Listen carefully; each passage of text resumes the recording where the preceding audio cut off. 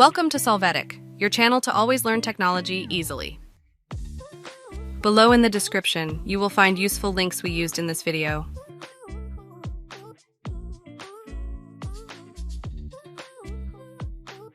Today in Solvetic, we will see how to delete columns in Excel easy and fast. We will start by opening Excel to see the available columns. After this, click on the column to select it, then right-click on it and select Delete. This will cause that column to be deleted. Hey, remember to subscribe Solvetic channel.